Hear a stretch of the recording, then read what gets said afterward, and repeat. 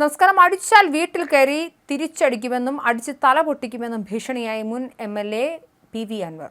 അടിച്ചാൽ തിരിച്ചടിക്കുമെന്നാണ് അൻവർ പറയുന്നത്. തന്നെയും UDF പ്രവർത്തകരെയും ആക്രമിക്കാൻ ശ്രമിച്ചാൽ വീട്ടിൽ കയറി അടിച്ച് തല പൊട്ടിക്കും, മദ്യവും മയക്കുമരുന്നും കൊടുത്ത് പ്രവർത്തകരെ വിടുന്ന CPM നേതാക്കൾക്കുള്ള സൂചനയാണിതെന്നും അദ്ദേഹം കൂട്ടിച്ചേർത്തു. പ്രവർത്തകരെ മദ്യം കൊടുത്തുവിട്ട നേതാക്കന്മാരോട് ചെറിയ അഭ്യർത്ഥന പറയുകയാണെന്ന് പറഞ്ഞുകൊണ്ടാണ് CPM-നെ ഭീഷണിപ്പെടുത്തിക്കൊണ്ടുള്ള പ്രസംഗം ആരംഭിച്ചത്.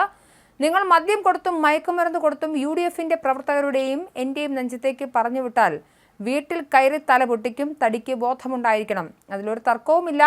നിങ്ങൾ ആക്രമിച്ച ഒരുപാട് ആളുകളെ ഇവിടെ കീഴ്പ്പെടുത്തിയിട്ടുണ്ട്. ഞങ്ങൾ തലയ്ക്ക് അടിക്കൂ, അതിനുവേണ്ടി ഇവരെ പറഞ്ഞുവിടുന്ന തലകളുണ്ടല്ലോ, അത്ര മാത്രമേ എനിക്ക് സൂചിപ്പിക്കാനുള്ളൂ. ഒളിച്ചു നിന്ന് രാഷ്ട്രീയ പ്രവർത്തനം നടത്താനല്ല ഞാൻ പഠിച്ചിട്ടുള്ളത്, മുന്നിൽ നിന്നും പ്രവർത്തിക്കാൻ തന്നെയാണ് പഠിച്ചിട്ടുള്ളതെന്നും അൻവർ പറഞ്ഞു.